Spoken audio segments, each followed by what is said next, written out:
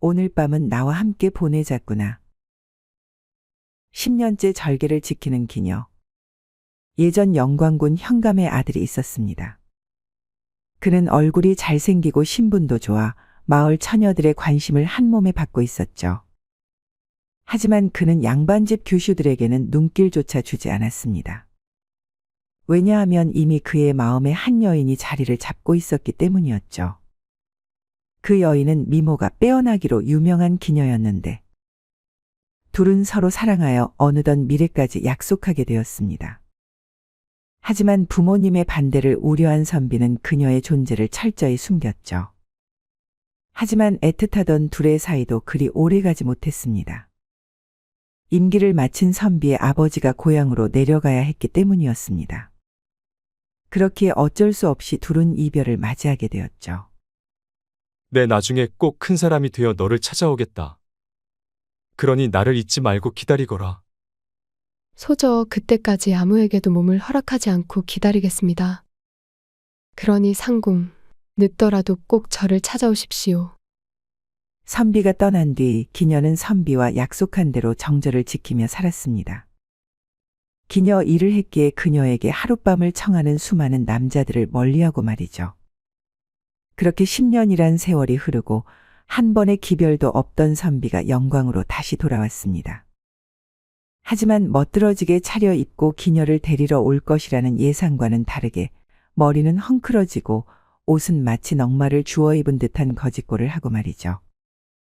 그리고 마침 거리를 걷고 있던 기녀의 어머니가 그를 알아보고는 놀라 말했습니다.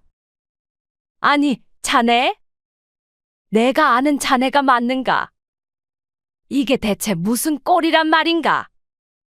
아니, 이럴 때가 아니지. 어서 집으로 가세. 내 딸년이 10년 동안 자네를 목 빠지게 기다리고 있었다네.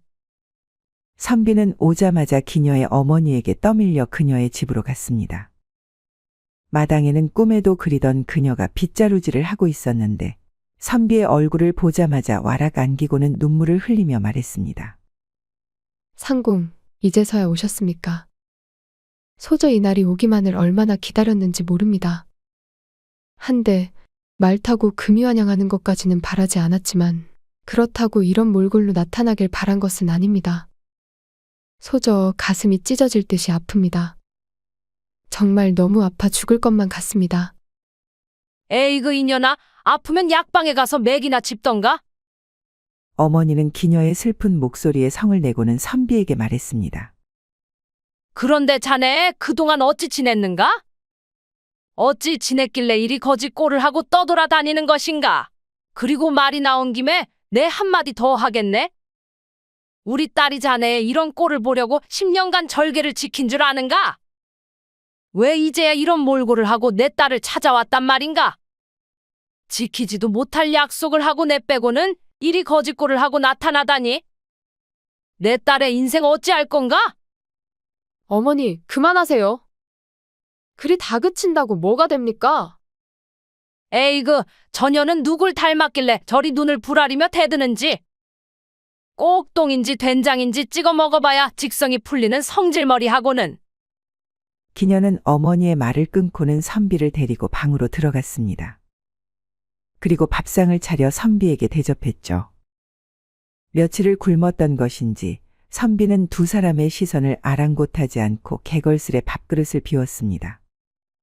밥을 다 먹고 나서야 말할 힘이 난 것인지 선비는 그동안에 자신이 겪은 일들에 대해 말하기 시작했습니다.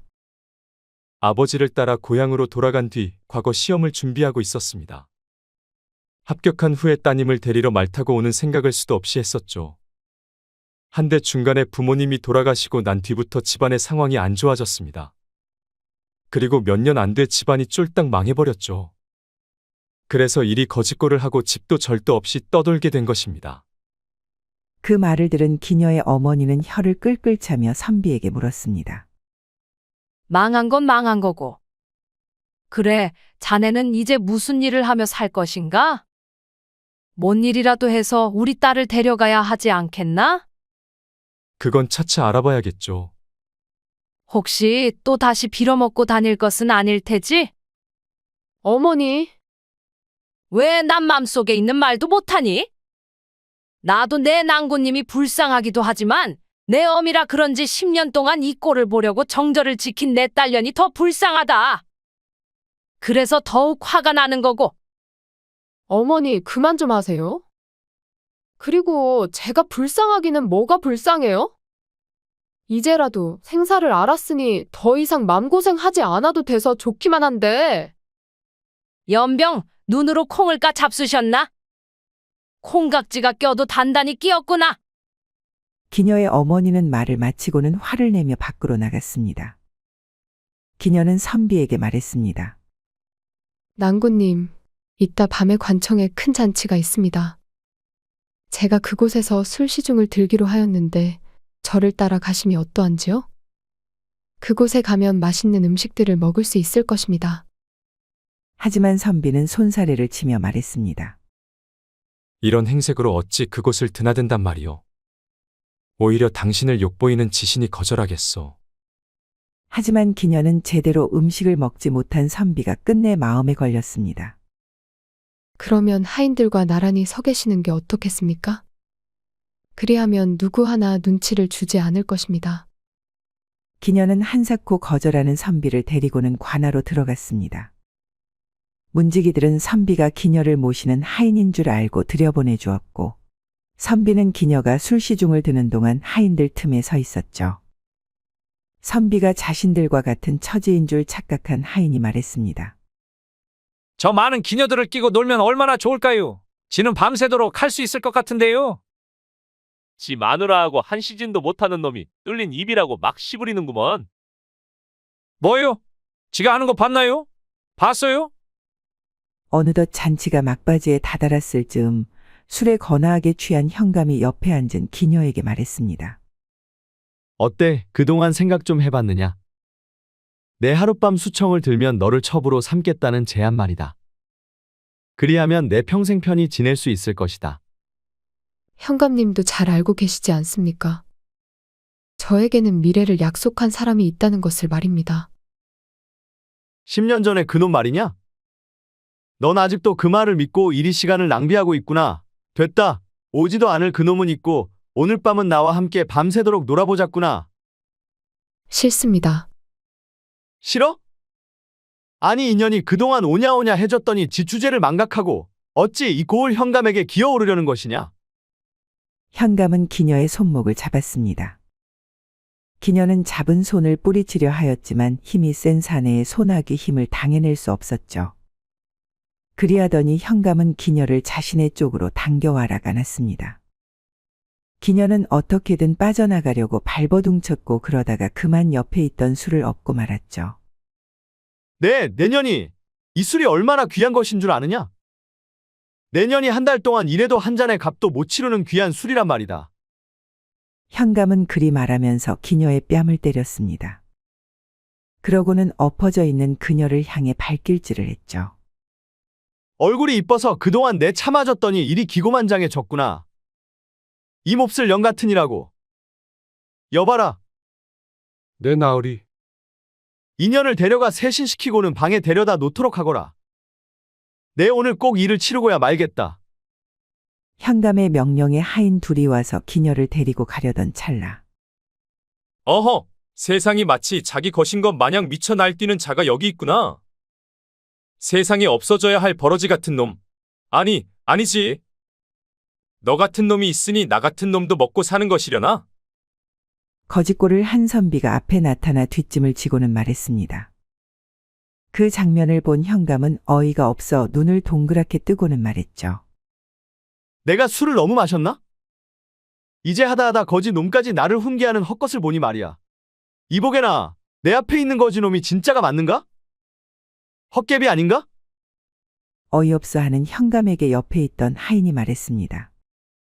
나으리, 송구스럽지만 살아있는 거지 새끼가 맞습니다. 그 말을 듣고 있던 선비가 기가 막힌 듯 말했습니다. 거지 새끼라니? 이 어사님한테 거지 새끼라니? 보아하니 작은 입이 불만이어서 나한테 입 좀 찢어달라고 하는 말이렸다? 순간 장내가 얼어붙었습니다. 선비는 품에서 마패를 꺼내 들고는 말했습니다. 암행어사 출두야. 말이 끝나자마자 밖에서 한 무리의 사내들이 나타나 주의를 에워쌌습니다. 너희 아전놈들의 농단으로 피폐함이 극에 달하였도다.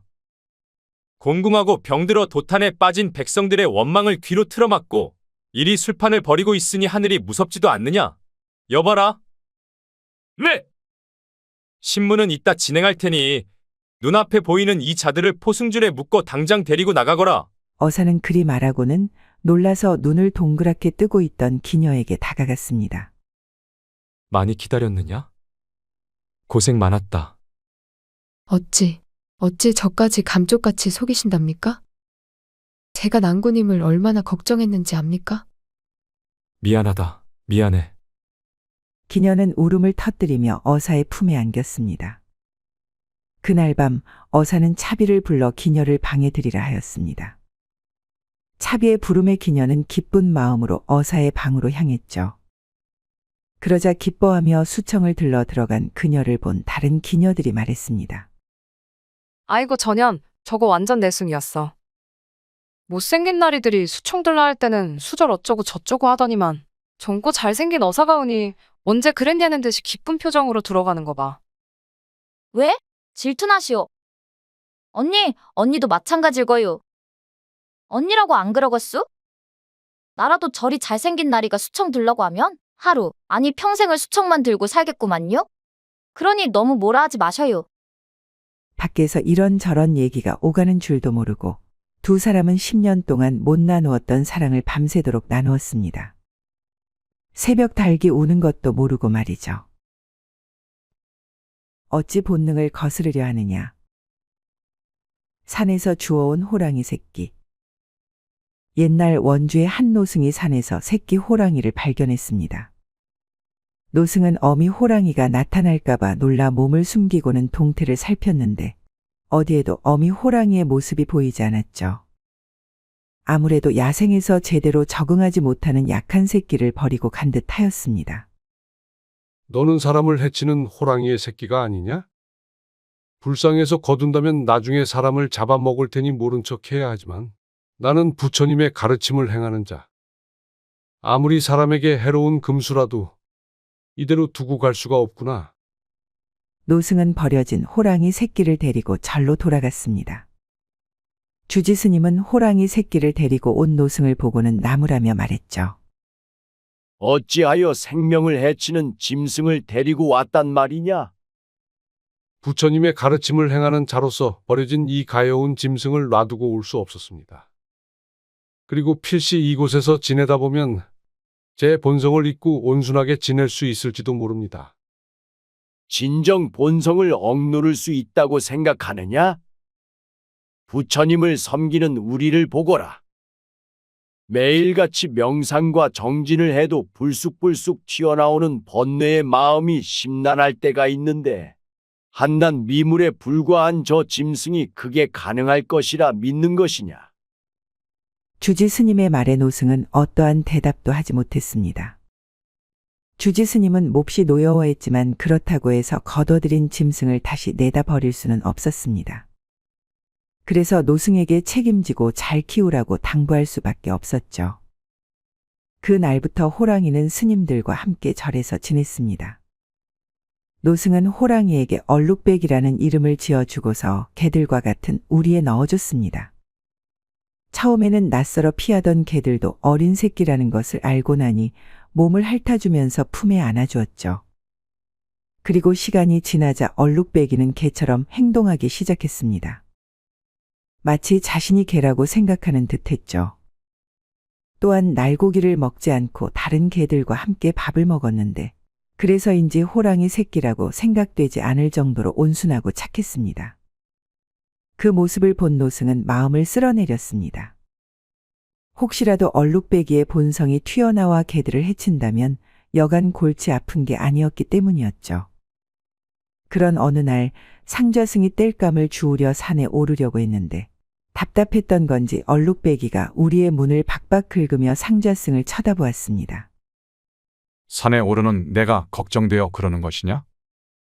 아니면 답답해서 그러는 것이냐? 상좌승은 그리 말하면서 우리의 문을 열어 얼룩배기를 풀어줬습니다. 그래, 말동무나 하면서 같이 가자꾸나. 이제는 몸집이 제법 커진 얼룩배기를 데리고 상저승은 산에 올랐습니다. 그는 산에 올라 땅에 떨어져 있던 나뭇가지를 열심히 주웠습니다. 그러다가 미처 발견하지 못한 날카로운 가지에 찔려 손에 피를 보았죠. 아무리 마음을 갈고 닦아도 약해 빠진 이 육신은 어찌해 볼 도리가 없구나. 승자승은 손에 흐르는 피를 닦으며 중얼거리고 있었는데 옆에서 얼룩배기가 나타나 손의 상처를 핥아주었습니다. 아이고 곧 녀석, 착하기도 하지. 매일같이 불경을 듣더니만 내게도 자애의 마음이 싹 튼 것이냐? 자신의 상처를 핥아주는 얼룩배기를 보고 상자승은 미소를 지으며 말했습니다. 그런데 갑자기 손에 상처를 핥아주던 얼룩배기의 눈빛이 점점 변하기 시작했습니다. 상자승은 순간 오싹한 기분이 들었죠. 그래서 얼른 손을 빼려고 했는데 얼룩배기가 순간 상자승의 손을 물어 뜯는 것이 아니겠습니까? 상자승은 얼룩배기의 입에서 억지로 손을 끄집어냈습니다. 그의 손에는 피가 철철 흐르고 있었죠.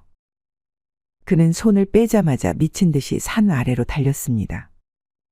중간중간 얼룩배기가 상자승의 뒤에 달려들어 몇 번이고 넘어졌지만 바로 일어나 미친 듯이 뛰었죠.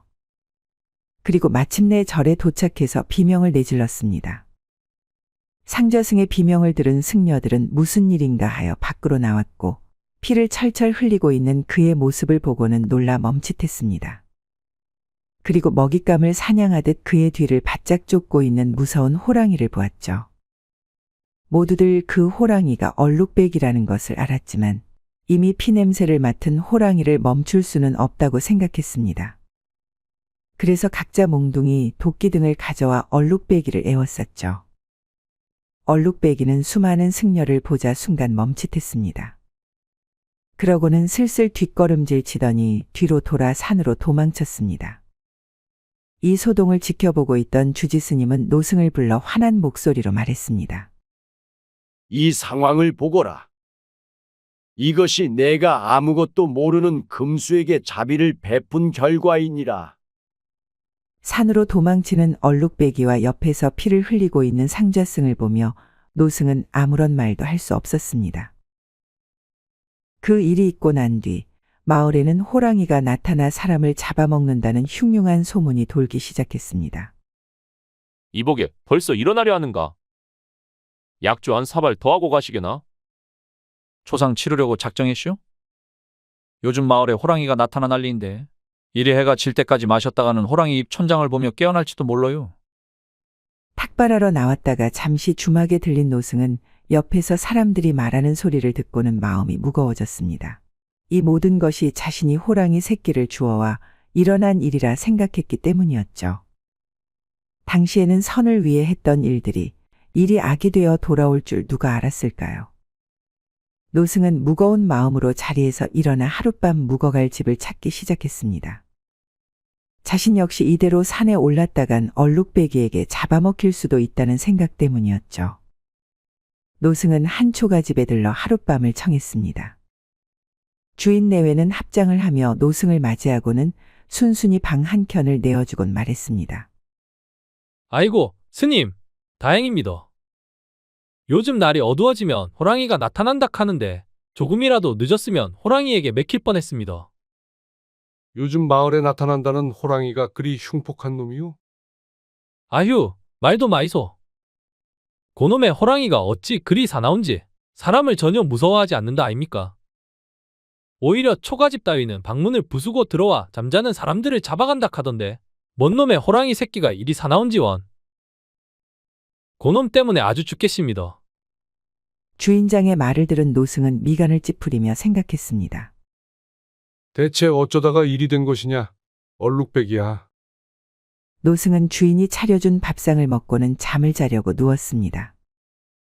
하지만 얼룩배기 생각에 쉽사리 잠을 이루지 못했죠. 한데 잠잠하던 바깥에서 무엇인가 부스럭거리는 소리가 들렸습니다. 주인 내외는 노승의 방으로 들어와 호랑이가 나타난 것 같다며 혹여라도 문을 부수고 들어오면 재빨리 도망가라고 스님에게 말했죠.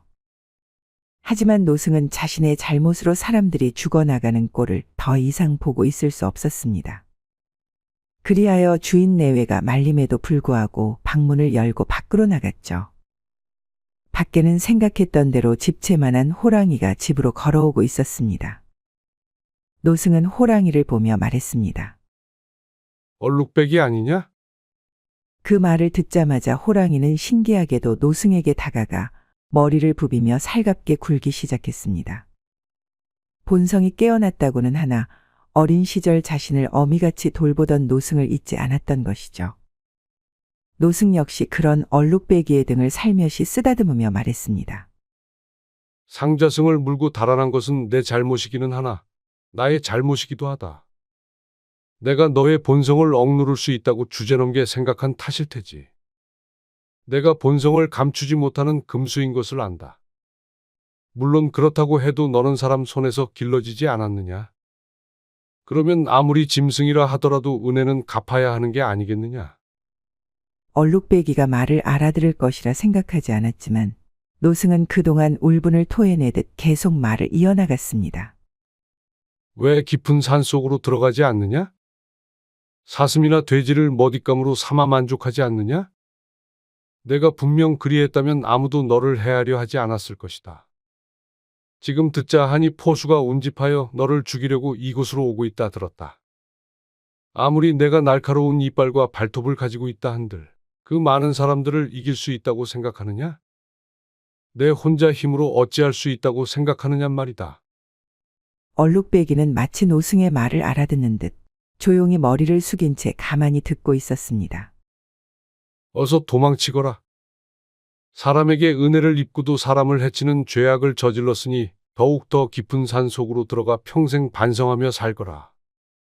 다시는 사람 앞에 나타나지 말고 산짐승들이나 잡아먹으며 마치 없는 듯이 납작 엎드려 살란 말이다.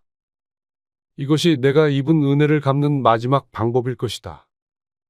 얼룩배기는 마치 노승의 말을 알아들은 듯 머리를 끄덕이고는 뒤를 돌아 산으로 걸음을 옮겼습니다. 물론 중간중간 노승을 향해 뒤를 돌아보면서 말이죠. 이 상황을 지켜보고 있던 주인 내외를 비롯한 마을 사람들은 생불이 오셨다며 모두 노승을 향해 절을 하기 시작했습니다. 그리고 노승을 대청으로 맞아 마을 사람들을 불러 성대한 잔치를 열어주었습니다. 이 모든 일이 노승의 자비심으로 인해 일어난 것이었다는 것을 모르고 말이죠. 사람의 천성은 바꾸기 힘들다고 합니다. 말 그대로 하늘에서 정해준 성격이기에 사람의 노력으로 어찌할 수 없다는 말이죠. 사람도 그리할진데 하물며 짐승은 오죽하겠습니까? 그리고 본능을 억누르고 사는 삶이 그들이 원한 삶일까요? 그리 살면 행복해할까요? 저희 딸과 결혼하는 게 어떨런지요? 사위가 된 시아버지.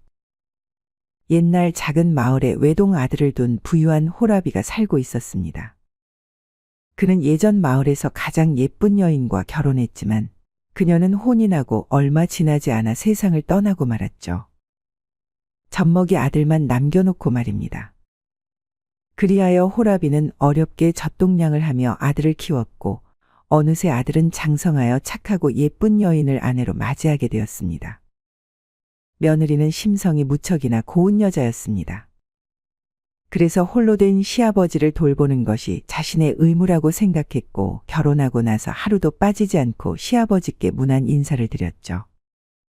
그러고는 혹여 몸이 아프진 않은지 불편한 점이 있는지 아니면 먹고 싶은 반찬이 있는지 물어보고는 했습니다. 그런 며느리의 마음을 알았는지 시아버지 역시 그녀를 친딸처럼 아끼며 편히 대해주려고 노력했습니다. 하지만 그런 행복한 생활도 잠시 얼마 지나지 않아 며느리의 남편이자 자신이 세상에서 가장 아꼈던 아들이 몹쓸 병에 걸려 그만 명을 달리하고 말았습니다. 호라비는 자신의 아내를 데려가고 남은 아들마저 데려간 세상이 무척이나 미웠습니다. 그리고 그들이 없는 세상에서 혼자 살아갈 용기가 나지 않아 스스로 목숨을 끊으려는 못된 생각도 해보았죠. 하지만 며느리 생각에 차마 그러할 수 없었습니다. 매일 밤 눈물로 지새우면서도 자신의 안위를 더 걱정해주는 착한 며느리에게 몹쓸 짓을 한다고 생각했기 때문이었죠. 그렇게 흐르는 시간이 상처를 어루만져 주었고 자신의 아니보다 시아버지의 건강을 더 걱정하던 며느리 덕분에 그는 겨우 마음을 추스리고 일어날 수 있었습니다. 그 이후로 시아버지는 힘들 때 곁에 있어준 며느리를 마치 자신의 친딸처럼 여기며 아꼈습니다. 며느리 역시 시아버지를 자신의 친아버지라 여기며 효도했죠. 그렇게 둘이 같이 산 지도 어느덧 1년이란 시간이 지났습니다. 어느 날 갑자기 시아버지는 며느리의 젊음과 미모가 아깝다는 생각이 들었습니다. 그리하여 며느리 몰래 중매쟁이를 통해 재취 자리를 알아본 다음 그녀에게 말했습니다. 얘야, 나는 내 젊음이 아깝다고 생각한단다. 그래서 내 재혼 자리를 알아봤는데 마침 건너 마을의 딸과 함께 사는 호라비가 있다는구나. 사람이 착하고 성실하다고 하는데 그 사람에게 다시 시집을 가면 어떻겠니? 그 말을 들은 며느리는 한사코 거절하며 말했습니다. 아버님, 비록 피로 이어져 있지는 않지만 저는 아버님을 저희 친아버지처럼 생각하고 있습니다. 그럴지언데 어찌 아버님을 혼자 두고 다른 곳으로 가겠습니까? 그러니 그런 말은 하지 말아주세요. 내 걱정은 하지 마라. 너도 알지 않느냐? 내 옆에서 시중을 들고 살다가는 평생 혼자 늙어 죽을 것이라는 것을. 그러니 한시라도 젊을 때 새로운 곳에서 다시 시작해야지. 나도 너를 내 친딸처럼 생각하니 하는 말이다. 시아버지는 딸 같은 며느리 없이 혼자 살 생각을 하면 견딜 수 없었지만 그녀의 행복을 위해서 설득하고 또 설득했습니다. 그리하여 며느리는 결국 시아버지를 떠나 건너 마을 남자와 재혼하기로 했죠. 이윽고 며느리가 떠나기 전날이 되자 시아버지는 그녀에게 땅 100평을 선물로 주면서 그 사람과 함께 행복하게 살라고 말했습니다. 그러고는 눈물을 흘렸는데 그것을 본 며느리의 마음은 찢어지는 듯이 아팠습니다. 하지만 잘 살겠다는 말 밖에 할 수 없었죠. 며느리는 시아버지가 소개해준 이웃 마을 호라비와 같이 살기 시작했습니다. 그는 듣던 대로 착하고 성실했고 외모 또한 준수했죠. 그리고 그의 딸 역시 새로운 며느리를 어머니로 여기며 잘 따랐습니다. 그래서 며느리는 오랜만에 느껴보는 가족의 행복함에 시아버지를 잊고 지냈죠. 하지만 시간이 흐르면서 두고 온 시아버지가 밥은 잘 잡수고 계시는지 잠자리는 편안하신지 궁금해지고 걱정이 됐습니다. 그렇게 나날이 근심과 걱정이 쌓여가던 어느 날 아내의 안색을 살피고 있던 남편이 물었습니다. 자네, 무슨 일 있는가? 항상 꽃 같던 얼굴에 그늘이 져 있구먼. 서방님, 사실 두고 온 시아버지가 걱정이 돼서 그럽니다. 혼자 사시는데 밥이나 잘 잡수고 계실지, 아픈 곳은 없는지 걱정이 돼서요. 거참, 얘기를 들으니 나도 가슴이 먹먹하구먼. 어서 빨리 좋은 짝을 찾아드려야 하는데 마땅한 사람이 없으니 이러지도 저러지도 못하겠구먼. 그러게요. 주위에 괜찮은 사람이 없으니 안타까울 따름이네요. 그녀는 시아버지께 좋은 인연을 만들어주고 싶었습니다. 하지만 마땅한 사람이 없어서 시간만 흘러갔고 그럴수록 걱정은 더욱 깊어져만 갔죠. 그러던 어느 날 산으로 나무를 캐러 가는 수양딸의 뒷모습을 보고는 문득 좋은 생각이 떠올랐다는 듯 남편에게 말했습니다. 서방님, 사실 우리 딸도 마땅한 혼처 자리가 나오지 않아 이미 혼기가 지났지 않습니까? 그러니 하는 말인데 우리 딸을 예전 저희 시아버지께 시집 보내면 어떨까 해서요. 뭐시여? 내 딸을? 네, 말도 안 되는 얘기라는 것을 압니다. 하지만 딸아이가 이미 혼기가 지났고 앞으로 좋은 혼처 자리가 나온다는 보장도 없지 않습니까? 그러니 이참에 예전 저희 시아버지께 시집을 보내는 것이 어떤가 하고 생각했습니다. 이 사람아, 말도 안 되는 소리 마소. 어찌 애지중지 키운 딸인데 그 알지도 못하는 노인에게 시집을 보낸단 말이오? 당신 의붓 어머니라고 그렇게 말하는 게요? 아닙니다. 만약 서방님이 그분을 직접 만나보았다면 그렇게 생각하진 않았을 겁니다. 그분의 어진 마음과 착한 성품은 며느리였던 제가 보장합니다. 그리고 일찍 결혼했기 때문에 저희 딸과 나이 차이도 얼마 나지 않고요.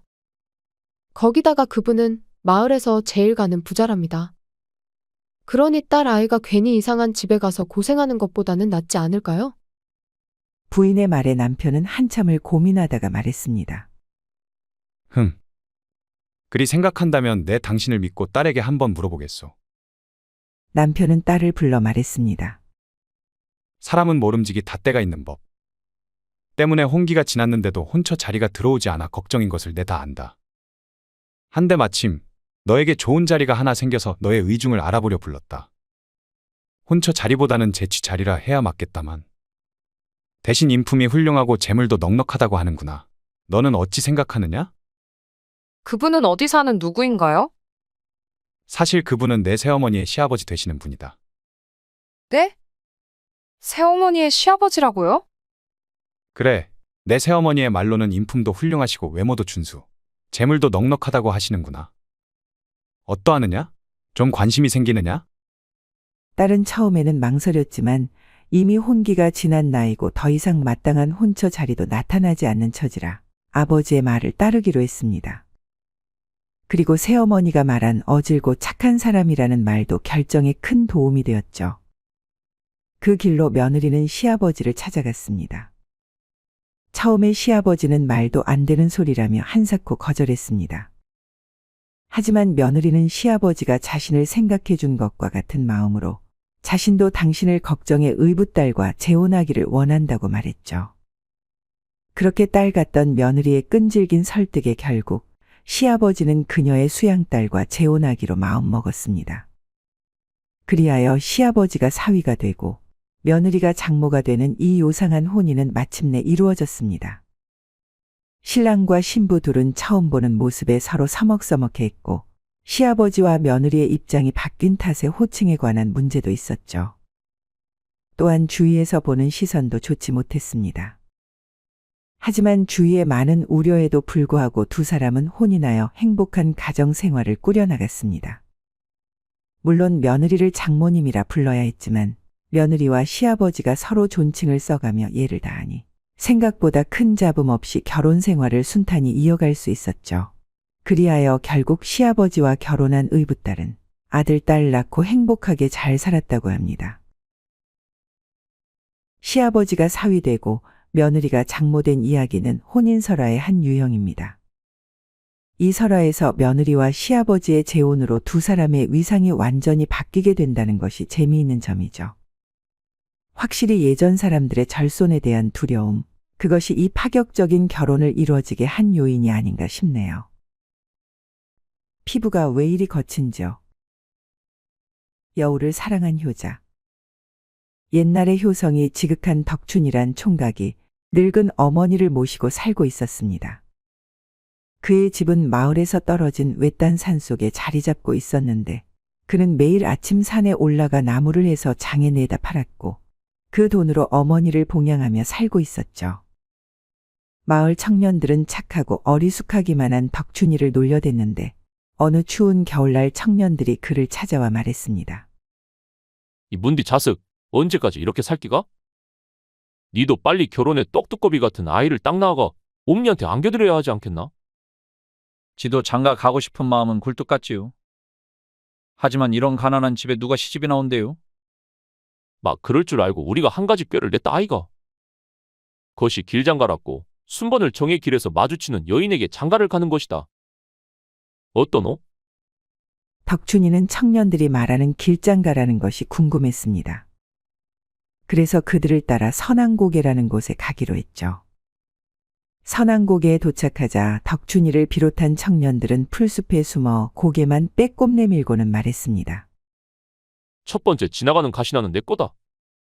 침 발라놨다 아이가. 그러자 다른 청년이 말했습니다. 형님이 그리 말하신다면 전 두 번째 지나가는 여자요. 그리하여 결국 덕춘이가 장가들 여인은 세 번째 지나가는 여자가 되었죠.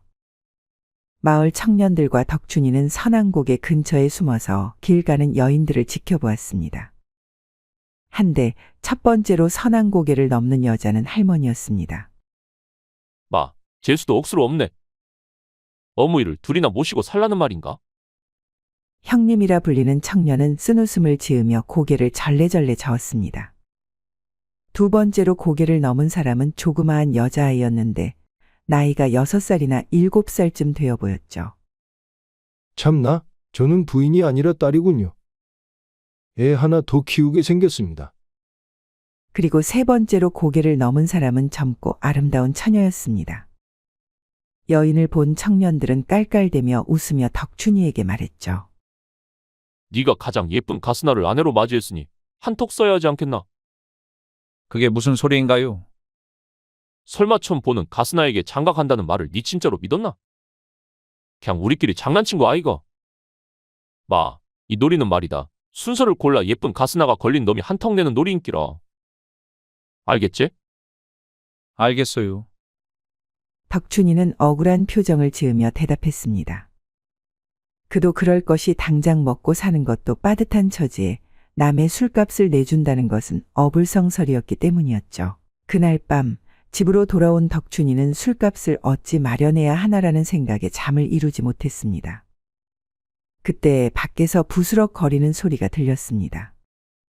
놀란 덕춘은 산짐승이 내려온 줄 알고 몽둥이를 들고 밖으로 나갔죠.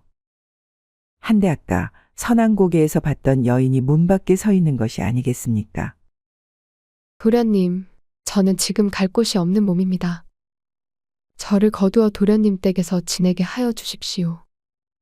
덕춘이는 이게 꿈인지 생시인지 몰라 슬그머니 자신의 허벅지를 꼬집어 보았죠. 따끔한 아픔이 느껴졌습니다. 뉘신지 모르겠지만 사정이 딱해 보이니 당분간 울 집에서 지내셔요. 그 날부터 처녀는 덕춘이네 집에서 함께 살게 되었습니다. 그런데 어떤 요술을 부렸는지 처녀는 먹을 게 하나도 없던 덕춘이네 주방에서 뚝딱뚝딱거리더니 새하얀 쌀밥과 여러 가지 맛있는 고기 반찬들을 내오는 것이 아니겠습니까? 처음 보는 진수성찬의 덕춘이와 어머니는 놀라 처녀에게 물었습니다. 이것들은 다 어디서 났대요? 먹고 죽을래도 없던 집구석인데 설마 훔쳐온 건 아니겠죠? 그러자 처녀는 자신이 도망쳐 나올 때 가져온 돈으로 상을 차린 거라 말했습니다. 그것만이 아니었습니다. 처녀는 텅텅 비어있는 덕춘이네 빈 곳간을 하루 만에 곡식들로 가득 채워주었습니다. 그것을 덕춘이는 또 처녀에게 물어보았고 그녀는 역시나 갖고 있던 돈으로 곡식을 사서 채워놓은 것이라고 말했죠. 둘이 함께 산 지도 어느덧 일주일이 흘렀습니다. 모든 남녀 간의 사이가 그렇듯 같이 오랜 시간 함께 있으면 정분이 나기 마련이죠. 덕춘이와 처녀도 마찬가지였습니다. 짧은 시간이었지만 처녀의 예쁜 얼굴과 착한 마음씨에 반한 덕춘이는 그녀에게 청혼했고 처녀는 허락했죠. 그리하여 둘은 뒷마당에 정화수를 떠놓고 조촐한 결혼식을 올렸습니다. 그리고 첫날 밤 거사를 치르려고 하였죠. 덕춘이는 불을 끄고 처녀의 알몸을 열심히 쓰다듬기 시작했습니다. 하지만 이상하게도 매끄러워야 할 피부가 몹시나 까끌까끌했죠. 마치 동물의 털을 만지는 듯한 느낌이었습니다. 하지만 덕춘이는 이상하게 생각하지 않았습니다. 옛말에 털이 많으면 미인이라 했죠. 역시나 옛말은 틀린 것이 하나도 없네요. 그 날부터 둘은 부부로서의 새 삶을 살게 되었습니다. 하지만 많은 사람들의 축복 속에 시작했어야 할 그들의 결혼 생활은 순탄치 않았습니다. 여인이 오고 나서 갑자기 부유해진 덕춘이네를 보고 마을 사람들이 수군거렸기 때문이었죠. 아따야, 저 여인이 오고 나서부터 집구석이 활짝 펴버렸구마잉. 이상하지 않소? 지나치게 새하얀 피부와 이 세상의 미모가 아닌 듯한 얼굴. 아니, 막말로 그런 여인이 저 착하기만 한 바보가 뭐가 좋다고 같이 살겠소. 분명 멍청한 놈을 꼬드겨 간을 빼먹으려는 배겨우가 분명하오. 마을 사람들은 덕춘이와 결혼한 여인이 100년 묵은 여우일 것이라 생각했습니다. 그래서 덕춘이에게 조심하라고 말했죠. 하지만 덕춘이는 그 말을 믿지 않았습니다. 만약 그녀가 여우였다면 자신은 이미 이 세상 사람이 아닐 거라고 말했죠. 그러자 한 여인이 나와 말했습니다. 덕춘아제, 그녀가 여우인지 아닌지 확인할 방법이 하나 있다. 내 지나가는 스님에게 들은 긴데 여우가 썩은 고기를 좋아한다고 하지 않겠나? 그러니 나를 잡아 썩은 고기를 언니 머리맡에 놓아두는 기다. 분명 사람이라면 코를 막고 썩은 고기를 내다 버리겠지. 하지만 배겨우라면 필시 그것을 맛있게 먹어버릴 기다.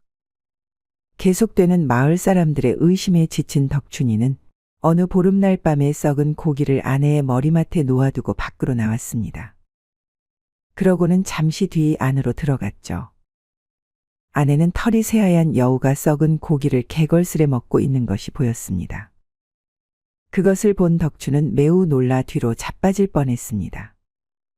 그리고 그런 덕춘이의 모습을 본 여인은, 아니 여우는 말했습니다. 저는 인적이 없는 깊은 산중에서 100년 동안 인간이 되기 위해 수도한 여우입니다. 그러니까 오늘 보름달이 지는 새벽까지 당신 간을 먹어야 사람이 되고, 그때까지 간을 먹지 못하면 죽고 맙니다. 그러니 이런 저를 부디 이해해 주십시오.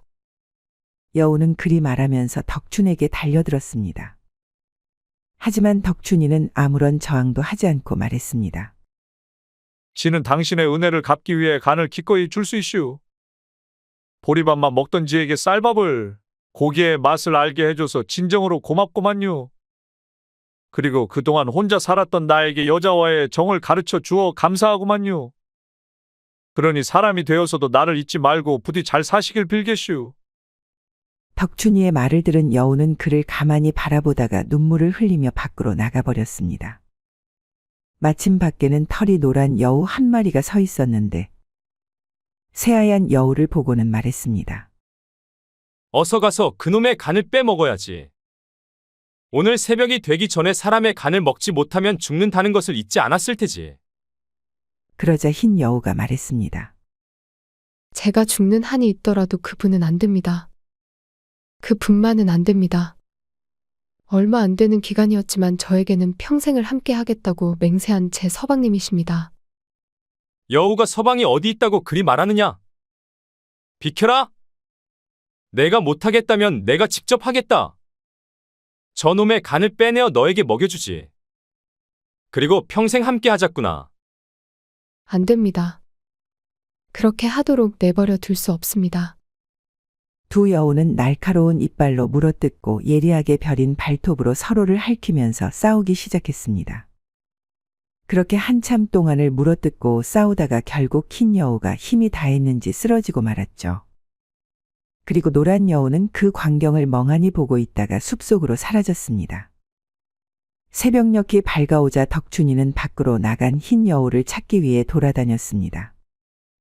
그러고는 피범벅이 되어 풀숲에 쓰러져 있던 여우를 발견했죠. 그는 눈물을 흘리면서 여우를 양지 바른 곳에다가 묻어주며 말했습니다. 잠시 동안이지만 당신 때문에 행복했시유. 내게 당신이 해주었던 모든 것들을 다 갚아주지 못해서 한이 되는구만요. 그러니 부디 다음 생에는 내 아내로 태어나 주시오. 그러면 그때 못 갚은 은혜를 평생에 걸쳐 갚아나가겠시오. 덕춘이는 그 말을 남기고는 집으로 돌아갔습니다.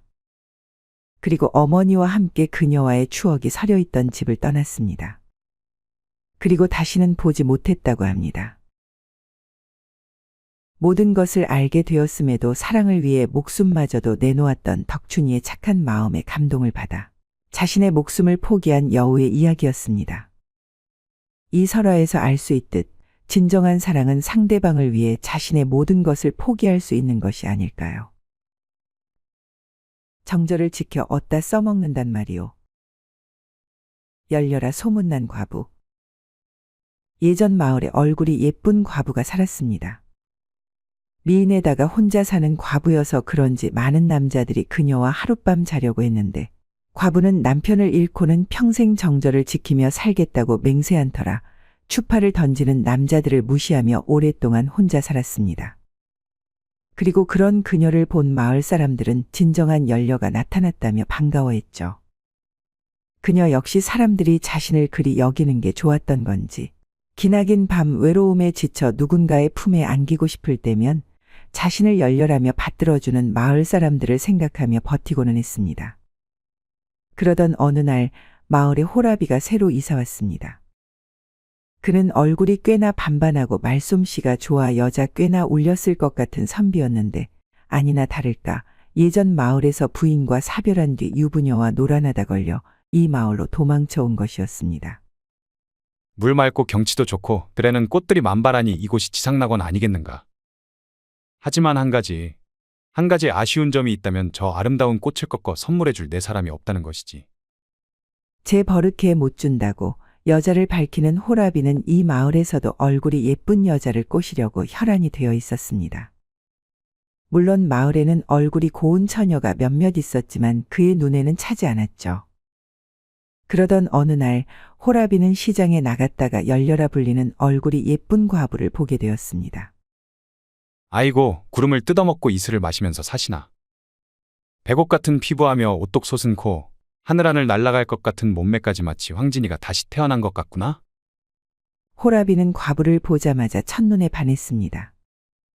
그리하여 그녀에게 말을 걸어보려 했지만 대낮에 외간 여인에게 말을 건다는 것은 큰 실례였기에 옆에 있는 사내에게 대신 물었죠. 이보게, 내 말 좀 물음세. 저기 저 행상 옆을 지나가는 아리따운 여인이 대체 누구인지 아는가? 아, 저분이요?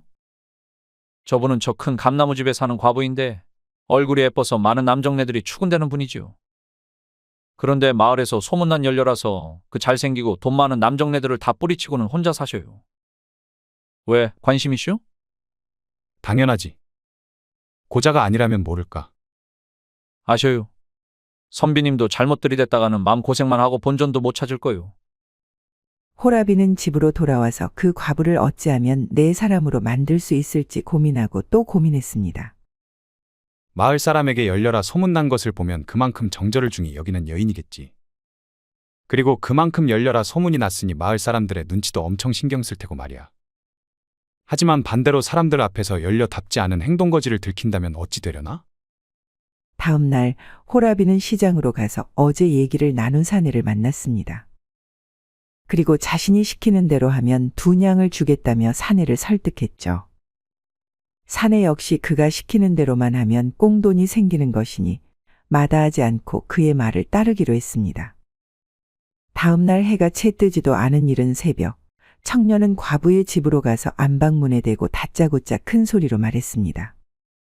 과수댁, 오늘 급히 필요한 일이 생겨서 그러니 소 좀 빌려가겠시오. 그러자 집안에서 잠이 덜 깬 과부의 목소리가 들려왔습니다. 먼 새벽에 자다가 봉창 두드리는 소리냐? 나도 이따 밭갈러 나가야 하니 다음에 빌려가거라.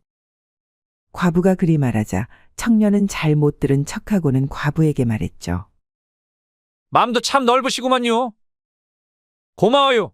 그럼 일 끝나자마자 잽싸게 다시 갖다 드릴게요. 그리고 청년은 외양간에 묶어놨던 소를 가지고 집을 나섰습니다. 거절했음에도 다짜고짜 소를 빌려간다는 청년의 말에 과부는 깜짝 놀라 밖으로 나갔습니다. 옷도 제대로 갖춰 입지 못하고 말이죠. 그러고는 자신의 소를 가지고 집을 나서는 청년의 옷소매를 부여잡고는 말했습니다. 아니 귓구멍에 못 박았느냐? 내 오늘 밭을 갈아야 한다고 말한 것을 듣지 못하였느냐? 아니, 나는 분명 과수댁이 가져가도 좋다고 말한 걸로 들으시오. 두 남녀가 옥신각신하는 것을 멀리서 지켜보고 있던 호라비는 순간 틈을 타 과부의 방으로 들어갔습니다. 그러고는 옷을 벗고 이불 속으로 들어가 누웠죠. 서로를 향한 막말과 고함이 오가면서 마을 사람들이 뭔 일인가 하여 하나 둘씩 모여들기 시작했습니다. 과부는 옷을 제대로 갖춰 입지 않아 부끄러울 만도 했지만 분노에 눈이 멀어 신경 쓰지 못했습니다. 아니, 아까는 빌려가도 된다면서요. 제가 옆집에 방귀 소리도 알아맞출 정도로 귀가 좋은 놈인디 어찌 잘못 들었다고 자꾸만 우기셔요? 이 상놈의 자식이 내 이 두 손으로 내 놈의 명주를 끊어주랴. 마을 사람들은 서로 자신이 맞다고 말하는 두 사람의 싸움을 재미있게 바라보고 있었습니다. 예나 지금이나 가장 재미있는 것은 싸움 구경과 불 구경이라는 말이 있을 정도였으니까요. 그때였습니다. 갑자기 과부집의 방문이 열리더니 속옷만 입은 호라비가 밖으로 나왔습니다. 그러고는 사내에게 고래고래 고함을 치는 것이 아니겠습니까? 이놈이 보자 하니까 어찌 뚫린 입이라고 거짓말을 늘어놓느냐? 분명 내 옆에서 똑똑히 들었다. 오늘 밭갈러 가야 하니까 나중에 빌려가라고. 옆에서 그 말을 듣고 있던 내가 증인이다, 이놈아. 과부의 방에서 갑자기 나타난 호라비를 본 사람들은 경악을 금치 못했습니다. 아니, 평생 절개를 지키며 산다 카더만 어찌 남자를 끌어들였노? 완전 내숭아이가. 얌전한 고양이 부뚜막에 먼저 올라간다고 부뚜막이 아니라 남자를 올라탔네. 올라탔어. 마을 사람들은 호라비와 과부를 번갈아 보며 수군거렸습니다. 그도 그럴 것이 과부는 거의 헐벗고 있었고 호라비는 속옷만 입은 채 열렬하고 소문난 과부의 집에서 나왔으니 그럴 만도 했죠. 과부는 순간 리시길래 제 방에서 나오시는 겁니까? 처음 보시는 분이 그리하면 됩니까? 라며 화를 냈습니다. 하지만 마을 사람들은 처음 봤다는 과부의 말을 믿지 않았죠. 분명 과부의 집에서 호라비가 윗옷을 벗은 채로 나오는 것을 똑똑히 보았는데 어떤 바보가 그녀의 말을 믿을까요? 호라비가 나오자 사내는 갑자기 공손해지더니 소의 고삐를 과부에게 주고는 말했습니다. 죄송해요. 제가 제대로 듣지 못하고 착각했나 보네요. 그는 그 말을 남기고는 사람들 속으로 사라졌습니다. 마을 사람들 역시 싸움이 끝나자 하나 둘씩 흩어져 제 갈 길을 갔죠. 사람들이 모두 사라지고 나자 과부는 자신의 집에서 나온 호라비에게 소리치며 말했습니다. 대체 누구시길래 이런 개짓을 했어가지고 저를 마을의 몹쓸년으로 만듭니까? 이보시오. 진정하고 내 말을 들어보시오. 분명 처음에는 절개를 지키는 자신의 모습이 좋았고 그런 자신을 존경하는 마을 사람들이 좋았겠지. 근데 보시오. 별것 아닌 오해로도 이리 쉽게 돌아서는 게 사람이고 인간이요. 그런데 왜 그들의 존경 어린 눈빛을 보려고 이리 힘들게 살았냔 말이오. 왜 남들 눈치 보느라 외로운 밤 허벅지를 찔러가며 그리 참고 지냈냔 말이오. 그러니 이제부터는 남 신경 쓰지 말고 자신의 행복을 위해 사는 게 어떻겠소? 호라비의 달변에 과부는 잠시 생각에 잠겼습니다. 그러고는 이내 결심한 듯 말을 꺼냈죠. 그러면 좋습니다. 이미 마을에는 환양년이라 소문났을 테고 더 이상 지켜야 할 정절도 없으니 이제는 제 행복을 찾아 살아가겠습니다. 대신 이 모든 일의 원흉인 당신이 저를 평생 책임져야 할 것입니다. 그러니 오늘부터 저희 집에서 먹고 자고 하면서 같이 지내시지요. 그리고 밤일도 저와 같이 하셔야 할 겁니다. 내 그 말을 기다렸소. 그래, 이제야 말이 통하는구려. 그럽시다. 오늘부터 그리 합시다. 그 날부터 두 사람은 같은 집에서 함께 살게 되었습니다. 물론 마을 사람들이 그들을 보며 수군거렸지만 두 사람은 신경 쓰지 않았죠. 더 이상 남 신경 쓰며 살지 않고 자신들의 행복을 위해서만 살기로 마음먹었기에 가능한 일이었습니다. 저희 집에 같이 가시죠. 거상이 사랑한 기생. 예전 평양에 모란이란 기생이 살았습니다. 그녀는 제주와 미모가 출중하여 그녀를 한 번이라도 본 남자들은 정신을 못 차리고 가니고 쓸개고 다 빼줄 듯이 굴었고 모라는 그런 남자들에게 비싼 장신구나 예쁜 비단옷 등을 받아 사치스럽게 살고 있었죠. 그러던 어느 날 전국을 돌아다니며 장사를 하는 이 씨라는 사람이 모란이 사는 마을에 들어왔습니다.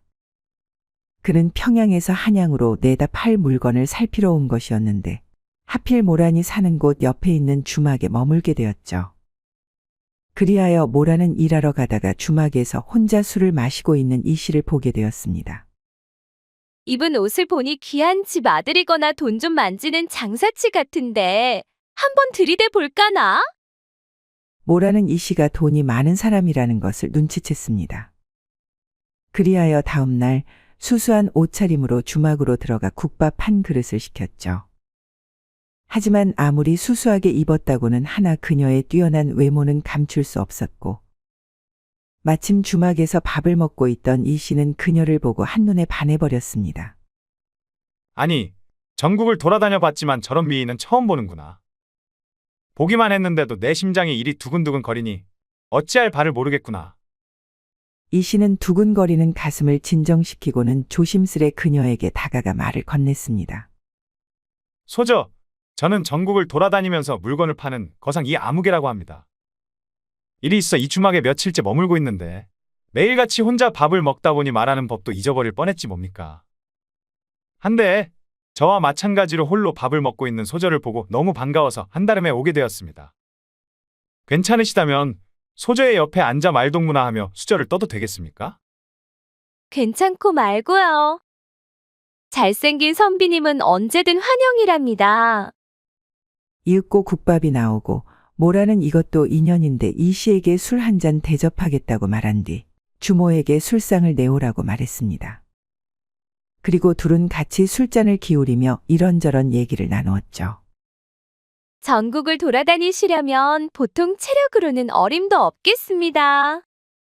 어쩐지 무거운 짐을 지고 다녀서 그런지 체격이 아주 다부져 보이세요. 물론이죠. 매일같이 험한 산길을 걸어야 하니 체력은 기본 중에 기본이지요. 그러게요. 다리도 아주 튼실해 보이십니다.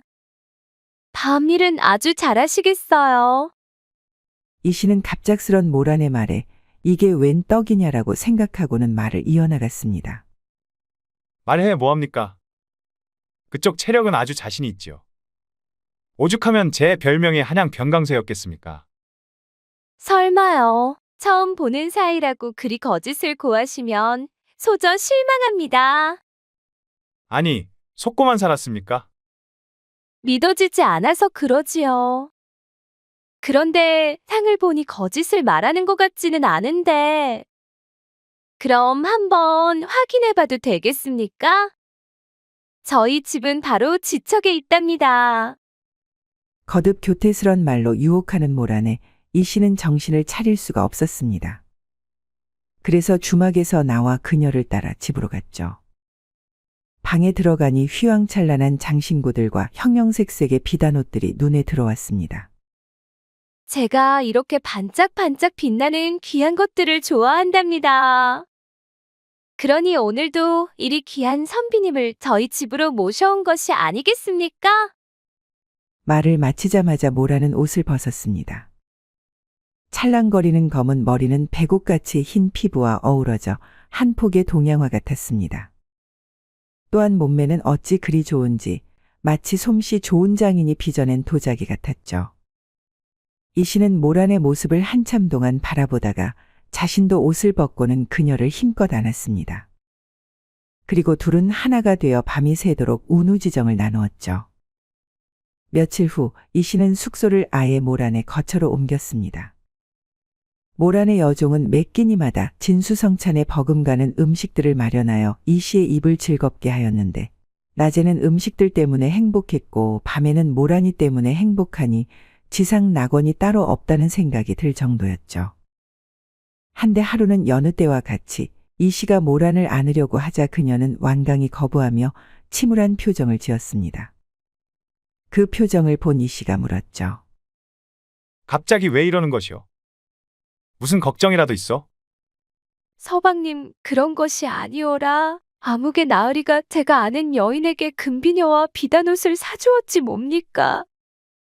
오늘 그 여인의 집에 가서 비녀와 비단옷을 보는데 어찌 그리 곱던지.